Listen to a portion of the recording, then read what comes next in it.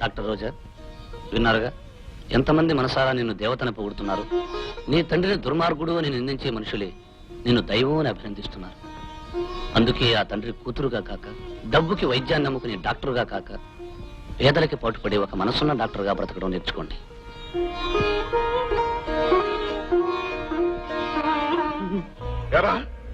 ఇంతకాలం నా సొమ్ము తిని ఒళ్ళు పెంచుకుని వాడు నా కూతురు ఎత్తుకుపోతుంటే ఏమీ చేయని దద్దమలా తిరిగి వస్తారా? అతనికి వాడిని కుక్కని కలిసినట్టు కలిసి నా కూతురిని నేనే రక్షించుకుంటాను.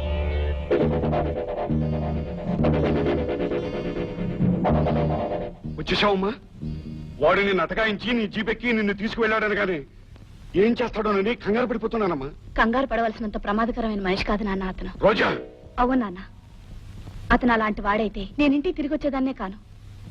నన్ను పేదవాళ్ళ ఇంటికి తీసుకెళ్లి చావు బ్రతుకుల్లో ఉన్న ఒక పసిబిడ్డ ప్రాణాలు కాపాడేటట్టు చేశాడు. పైగా అతను ఏమన్నాడో తెలుసా నాన్న? తను శేషగిరి అన్న ఇలాంటి దుర్మార్గుణ్ణి మాత్రం కాదన్నాడు. నాకది నిజమని కూడా అర్థమైంది.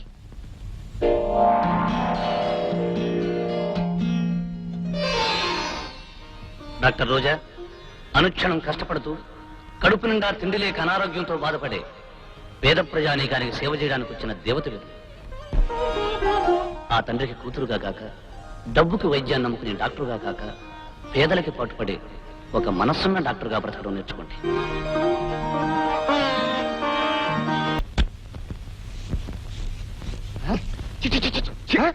ఏమిటండి ఇది?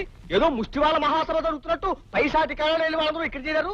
కొంపదీసి అమ్మాయి గారు డబ్బు తీసుకోకుండా వైద్యం చేస్తున్నారా ఏమిటి? పసిపిల్లదనే తెలియజేస్తుందేమో కానీ నేను వెళ్ళి మందలిస్తాను. ముందు వీళ్ళందరినీ బయట తరివి. మీకేమీ ఇచ్చుకోలేని పెద్దన్నమ్మా. నేను వైద్యం చేసేది మీ ఆరోగ్యం కోసం, కానీ మీరు నాకేదో ఇచ్చుకోవాలని కాదు. వెళ్ళొస్తానమ్మా. మంచిది. నోరు ముయ్యా ముసల్దా, ఉచితంగా వైద్యం చేయించుకుని నోటితో 2 ముక్కలు చెప్పి వెళ్ళిపోదాం అనుకున్నావా? పోతలకి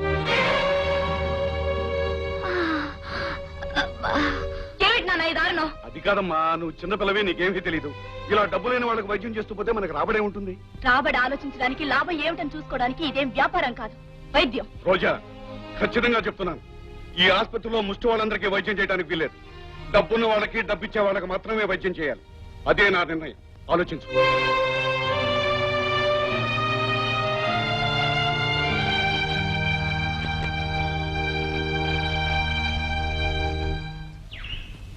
అయ్యారు, అమ్మాయి గారు పెట్టే బాగా తీసుకుని వెళ్ళిపోతాడు. త్వరగా. రోజా, ఎక్కడికి వెళ్తున్నావు? పట్నానికి. ఎందుకు? అక్కడ ధర్మాసుపత్రిలో పనిచేయడానికి.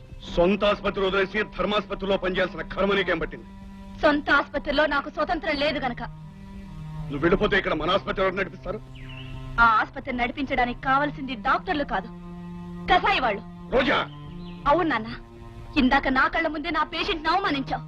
అందుకే మానవత్వం లేని ఆసుపత్రిలో పనిచేస్తే నేనిచ్చే మందులు కూడా పనిచేయవని తెలుసుకున్నాను. అయితే ఇదంతా భరత్ గారి పన్నాగం అన్నమాట. అన్యాయాన్ని సాధించిన మనిషికి నీతిని బోధించే హక్కు ఉంటుంది నాన్న. నాన్ననే విషయం నీ గుర్తుంటే నా పరువును సవాల్ చేస్తూ నువ్వు ఇలా గడప దాటడానికి ప్రయత్నించేదానివి కాదు. మీకు మీ కూతురు కంటే మీ పరువే ఎక్కువ కాబట్టి మీ పరువు మీ దగ్గరే ఉంచి కేవలం డాక్టర్ రోజాగానే ఈ గడప దాటుతున్నాను. రోజా, నువ్వు నన్ను ఎదిరించి సాధించడానికి అన్ని విధాలా సిద్ధమైతే నా ఆస్తికి అనుబంధానికి కూడా దూరం అవుతాం. అది ఆలోచించుకో. ఆస్తి లేకపోతే నేను బ్రతకలేననేగా మీరు నన్ను హెచ్చరిస్తున్నారు. ధర్మాసుపత్రిలో ఉచితంగా పనిచేసిన డాక్టర్లకి జీతాలు ఇస్తారు. నా జీవితం గడవడానికి అది చాలు.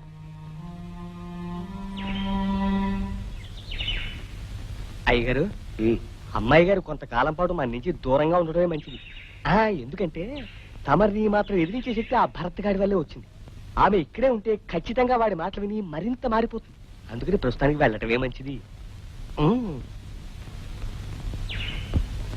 భరత్, భరత్, ఏమిట్రా త్యాగు, ఏమైంది? డాక్టర్ అమ్మ వాళ్ళ నాన్నతో గొడవపడి పట్టణం వెళ్ళిపోతుందంట. అలాగా? రావుడు భీముడు,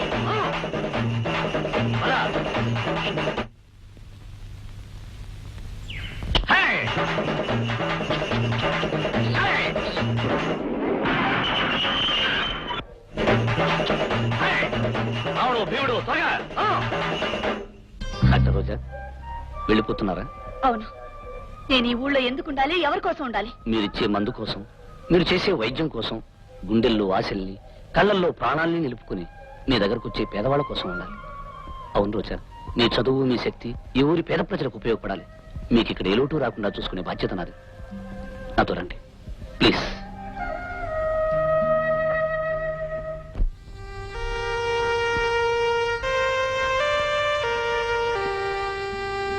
వస్తాను.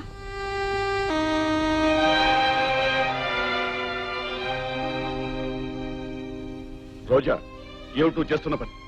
డాక్టర్గా నేను చేయాల్సిన పని. సరే, ఇంటికి వెళదాం పద.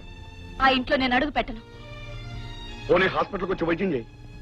అది డబ్బున్న వాళ్ళ ఆసుపత్రి. అక్కడ డబ్బు కోసం వైద్యం చేయడం కంటే పేదవాళ్ళకి వైద్యం చేయడంలో ఎంతో ఆనందం ఉంది. వైద్యంతో పాటు మాట కూడా నేర్చావన్నమాట. నిన్ను బలవంతాన్ని ఇచ్చుకెళ్తాను. ఏం చేస్తావో చూస్తాను. ఆగు నాన్న, నేనిప్పుడు మేజర్ని. నా ఇష్టాలు నావి. నన్ను ఆజ్ఞాపించే హక్కు అధికారం మీకు లేదు. పదరావుడు. అయ్యా ఓ చిన్న సలహా. చా నరమి. మీ ముగ్గురు గోకి నా చేతులు పుళ్ళైపోయాయి కానీ మీరిచ్చిన సలహా ఒక్కటైనా నెరవేరిందా? మళ్ళీ ఈసారి గోకారో మీ ముగ్గురికి గుళ్ళకి ఇచ్చేస్తాను. జాగ్రత్త. పదండి. చెల్లియో చెలకో తమకు చేసిన అప్పులు తీర్చిరల్లరు.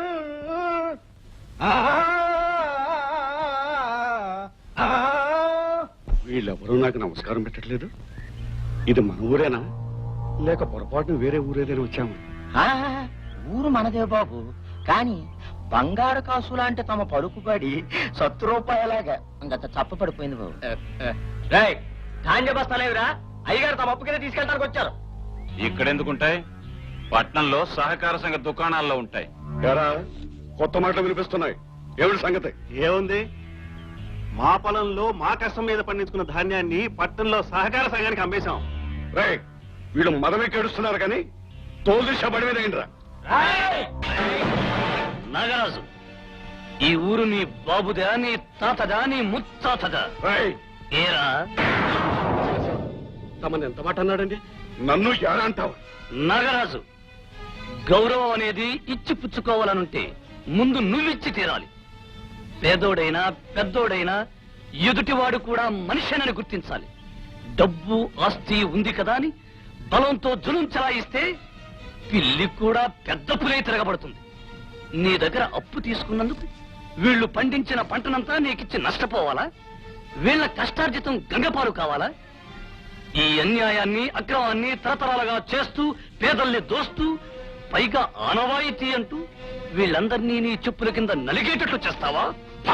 నాగరాజు, నేను వీళ్ళల్లో ఆలోచన లేపి వీళ్ళల్లో అణిగి ఉన్న ధైర్యానికి ఊపిరి పోశాను. వీళ్ల పంటను పట్నంలో ఎక్కువ ధరకు అమ్ముకునేటట్లు చేశాను. మరి నా అప్పు సంగతి ఏమిటి? వీళ్ళు పట్నంలో అమ్ముకున్న సొమ్ములోంచి న్యాయమైన వడ్డీతో నీ ముఖాన కొడతారు.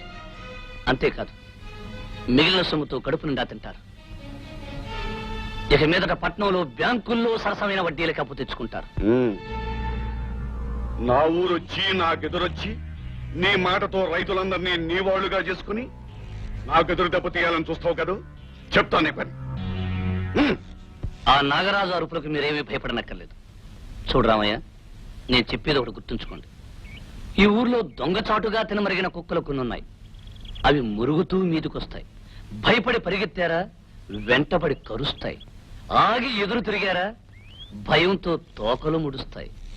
కారణం, ఇవి ఊర కుక్కలు గనుక.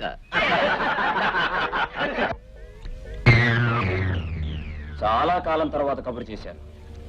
ఏమిటి సంగతి? నీలాంటి వాడి వల్ల జరగాల్సిన పనులు ఎప్పుడు రావుగా. ఒకడు నాకు తలకాయ నొప్పిగా తయారయ్యాడు. వాడి చీటీ చించేసి నరకానికి పంపించేయాలి.